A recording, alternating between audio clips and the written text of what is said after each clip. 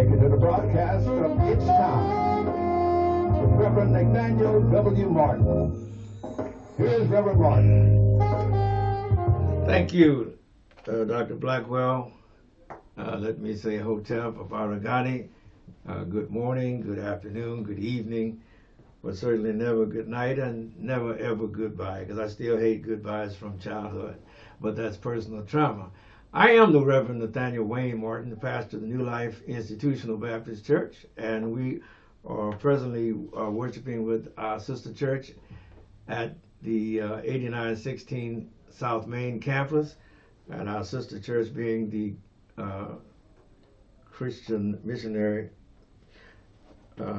Shiloh Missionary Christian Church. Let me get that right. And it's pastored by my good friend, Dr. Della F. Hollinas. And let me say hello to everybody at the church. This offering that you're viewing is more of a presentation on social justice issues or matters. And because we don't live in a vacuum, and either whether we are Christian or another faith, we have to live out that faith in the context of the society in which we find ourselves, and we live within the social structure, since don't any of us control the government, and therefore we are impacted by the events, circumstances, and experiences, positive and negative, in which we encounter that government, that social structure. We have our social governance among ourselves, true, but it's not only what we think about ourselves, it's what others think about us, and that is where we have the greatest conflicts and resistance and pushback and opposition. And it could be positive as well as negative. It doesn't have to be always resistance, but we could be welcoming into the social structure. But either way, you have to be on your guard, because the devil can defeat you by resistance, and he can defeat you by his invitation. So you have to be very careful. All right, I'm going to read the two scriptures that we like to refer to and in our broadcast. And the first one is from Deuteronomy chapter 15, and we pick up the reading at verse number 12. This is what it says. And if thy brother, an Hebrew man or an Hebrew woman, be sold unto thee and serve thee 6 years, then in the 7th year thou shalt let him or her go free from thee. And when thou sendest him or her out free from thee, thou shalt not let them go away empty. Thou shalt furnish him or her liberally out of thy flock, and out of thy floor, and out of thy winepress, of that wherewith the Lord thy God hath blessed thee, thou shalt give unto them. And so that is our first reparations text. Yes, we believe in reparations. Thank God the state of California has authorized the first reparations committee in the nation out of all of the 400 years of our sojourn here and the nation. This is the first time that a attempt has been made to calculate or to research or to even look at the factors that would enable the state or the government to begin a program to recompense or to make whole or to repair, which is what the word reparations means. It means to repair not a inanimate object, but it is a repair of some human person that has been injured, wounded, or held back, or repressed, or oppressed, and held down. And now you want to make that person whole, as the case may be. And since we cannot undo what is done, then we have to do the next best thing, which is make amends. That's where reparations definitions begin to apply. We've denied a person something, and it has restrained them. It has cost them years or time or energy or labor. And so we want to begin to remonstrate with them, make amends, in other words. All right, and one of the best way that a society makes amends is, of course, to pay reparations for the wrong that the person injured has sustained. That is the theory behind lawsuits that we filed here in this country, and it is a theory behind the criminal justice system, which still says an eye for an eye and a tooth for a tooth. And unfortunately, if we all follow that, we'll all be blind and toothless. But there is an effort that must be made to make amends if you have wronged, or if the government, in this case, the society as a whole from before its founding, we're talking about the United States of America, or the 13 colonies that originally were formed and subsequently through becoming a union, as they say, a more perfect union in their constitution, preamble, have developed what is now one of the greatest nations on the face of the earth. But of course, as some say, United States of America is still an aspiration, because if by America we only mean white men, then quite naturally we have a long way to go in order to say that we are a United States. Remember, this country fought a brutal civil war because of the fact that the Constitution originally valued some persons as only property.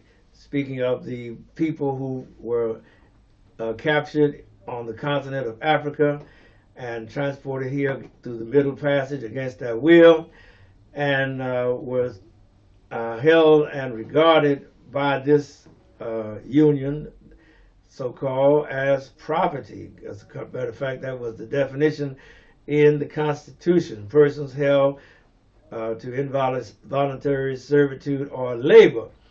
Matter of fact, the 3/5 compromise was an acknowledgement that the founding fathers of the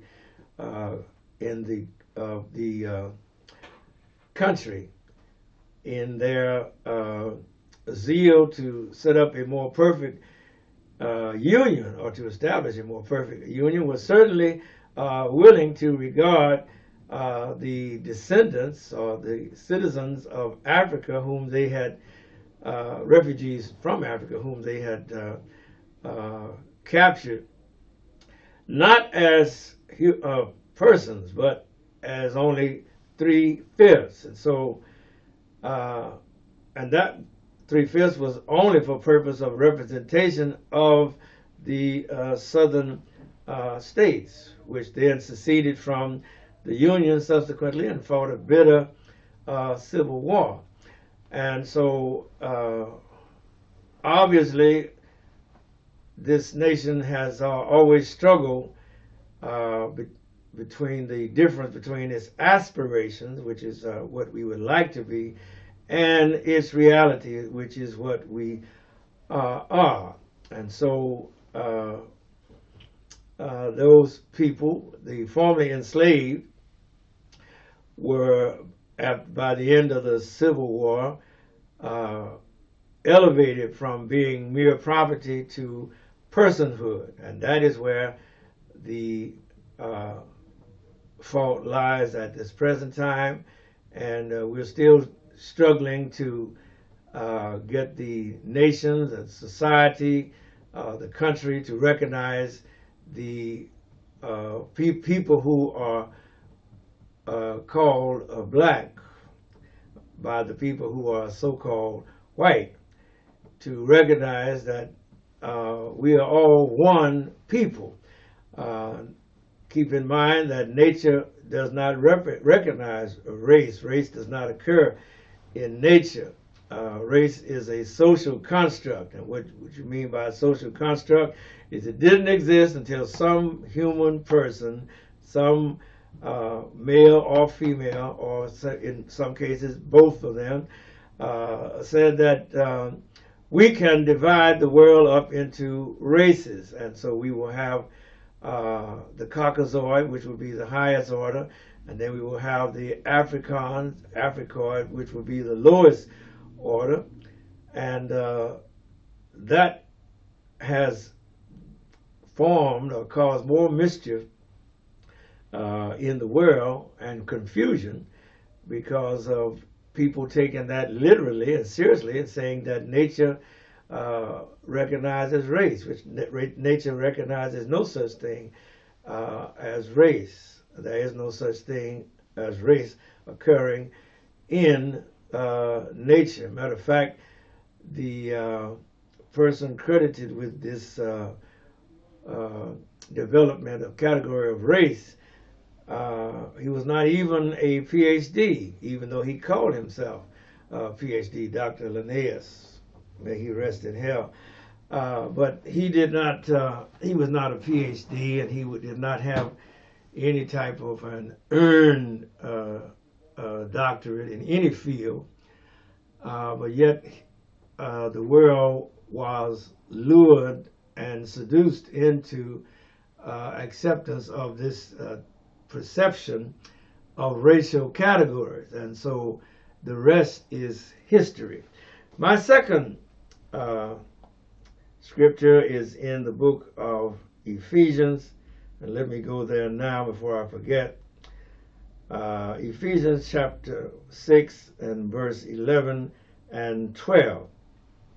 Verse 11 says, "Put on the whole armor of God, that ye may be able to stand against the wiles of the devil." Verse 12, "For we wrestle not against flesh and blood, but against principalities, against powers, against the rulers of the darkness of this world, against spiritual wickedness in high places." And if that is not an apt description of the world then and the world order now, I'll pay for lying. And so these two texts, one from the Old Testament and one from the New Testament, form the basis of our broadcast, of our representation, because we realize that we are not where we ought to be. To quote Thurgood Marshall on the bicentennial of the United States, he said, you only had to look at the first 3 words of the Constitution, of the preamble, and to note that we, the people of that time, did not include anyone who was so-called black. It didn't even include women, and not even white women. It didn't include the so-called Columbus Indians in all of their tribal glory. They were not included. No Comanches, no Cherokee, no Chippewa, no Arawak, and the like. And so for most of the people, we the people was an aspiration. It was not something that had been attained, but it was something that one could hopefully aspire to, as Dr. King so eloquently stated in his "I Have a Dream" speech, which has been mangled and misquoted to talk about color blindness, when there was no blindness in Dr. King's speech. He was speaking about equity and equality, which is what the Bible tells us we must ultimately strive for. But of course, this nation, and I'm saying the we because I'm a part of this nation, but I realize we are still aspiring. We haven't got there yet. We haven't gotten to the one nation under God with liberty and justice for all. We're far from that. Even at this hour on the Friday evening on the April 1st in year 2022, we're still not where we are as an aspiration, as an ideal. This we the people thing remains a quest, sometimes quixotic, yes, but it is a quest that is worth striving for. I want to address the educational component of our world because it is in education, it is in the educational community that the fissures and the schisms and the divisions and the separations have been the most dramatic. We still have 80% of our teachers, instructors, professors are so-called white, which means that there's only 20% or less of the teachers who are non-white, which I would include me. And you cannot undervalue the importance of education or of pedagogy or of the teacher in the classroom, and the class is taught, and the curriculum, and who sets that curriculum, who's on that school board, who accepts rather the books that will be published and will be studied in that school setting. All of those things right now are in the hands of those who are so-called white. And as a result, you have what you call a structured privilege, comfort, predominantly white race evasiveness, and requires a base level of racialization. And what we mean by that is that these 80% are comfortable in their whiteness. Whiteness is a property. Whiteness is a value, if you will. It is a value because this nation and the world has placed a value on whiteness, which means that it places a lesser value on the other so-called colors of the rainbow. And surely in our education, then, we have a racial evasiveness.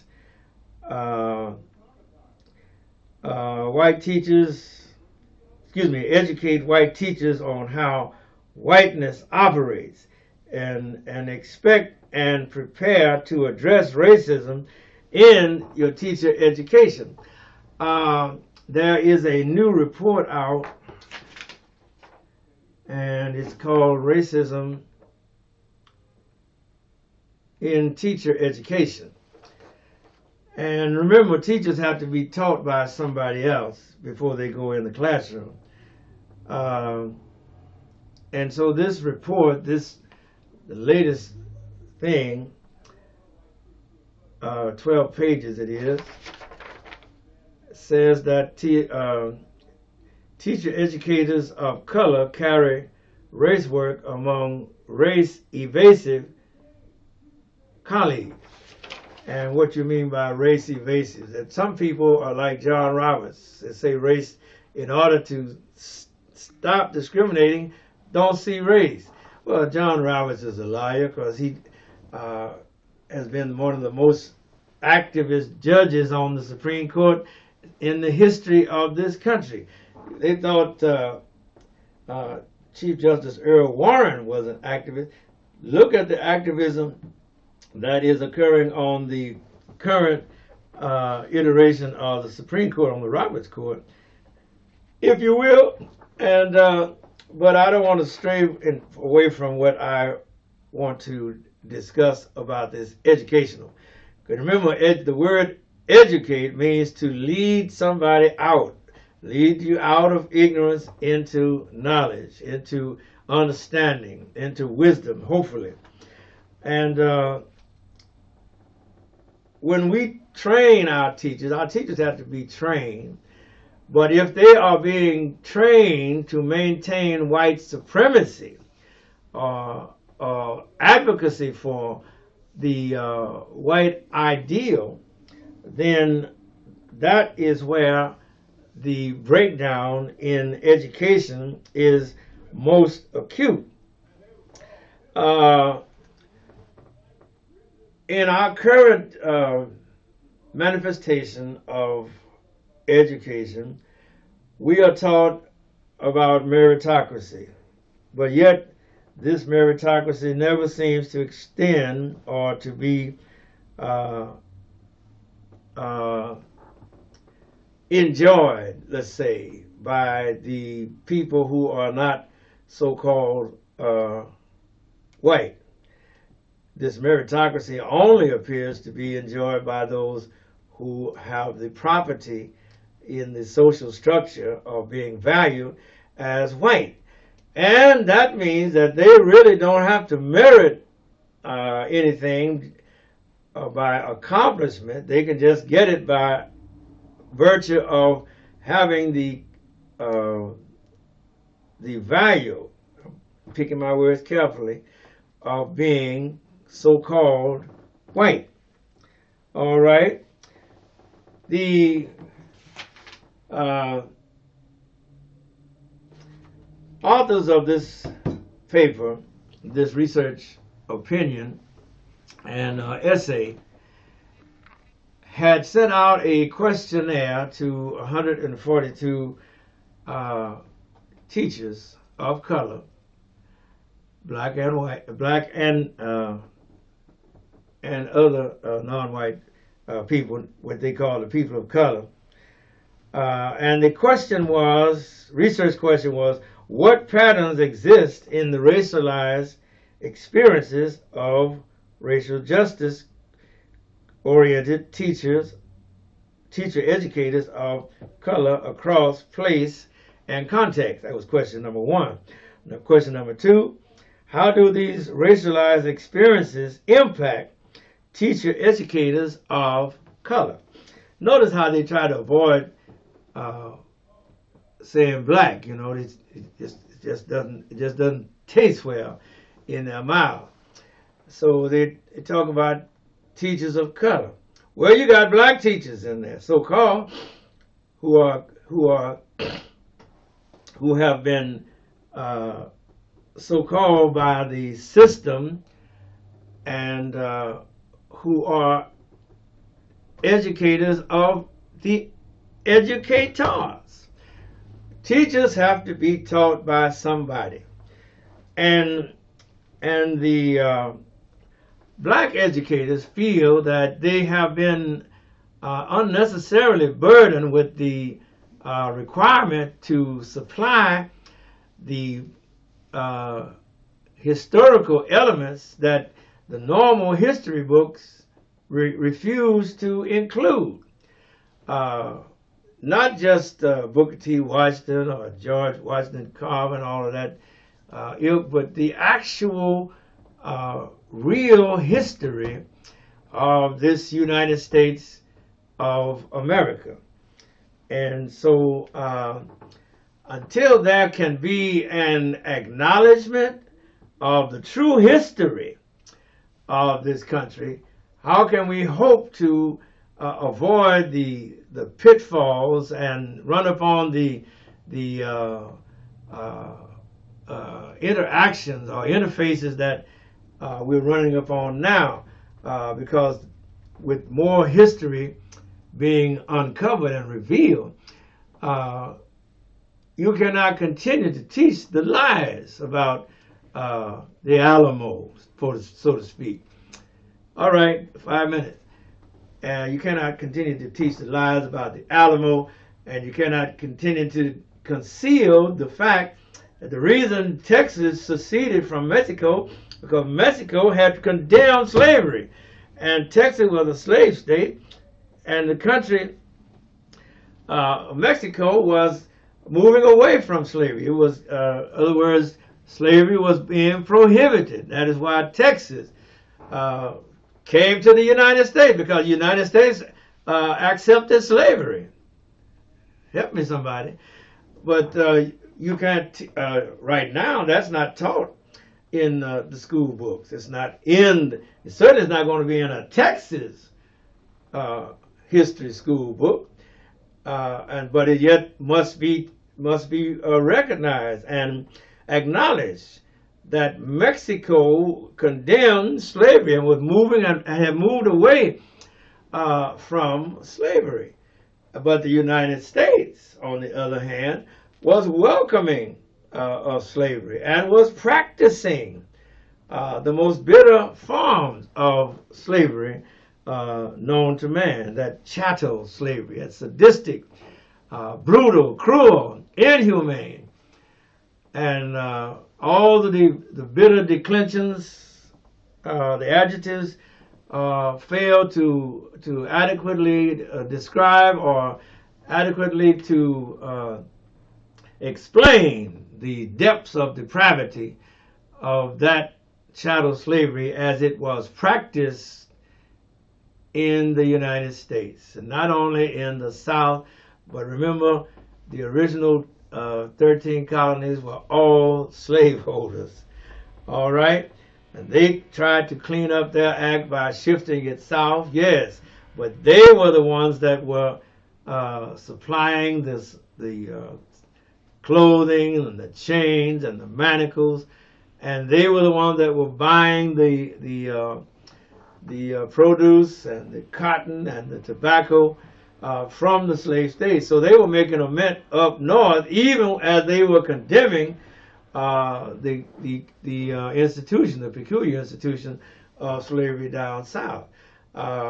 We draw to a close, and but yet you see the hypocrisy of the hypocrisy. And as I close, let me also not hasten to admit or to observe that Title 42, which was a Trump era enactment that literally stopped immigration on the southern border, is now being lifted. And why is it being lifted? Because you got 100,000 Ukrainian immigrants, white folks, that want to get in here, and their paperwork is going to be expedited, and they are going to be all over the television and the cameras and news in the coming weeks and months. And they're going to be, so a lot of them are going to be permanently settled here, whereas the people from Haiti and Cameroon and Nigeria, and as well as on the this continent, Nicaragua and all those others, are not going to be processed for admittance. They're not going to receive that asylum that is automatically supposed to be rendered to all people who are fleeing political oppression and war. And the worst oppression is the economic oppression that unfortunately is still rampant on most of this northern hemisphere. All right. So now, as we wrap up, I want you to thank God that you're still working. Those of you that are still working, those of you that are retired, God bless you. I'm retired myself and on a fixed income, so to speak. But thank God He has made a way out of no way But my point is, if you're working on a job and those people don't want to pay you, my brothers and my sisters, what you need to do is don't work for them. Thank you, Doc. We're out of here.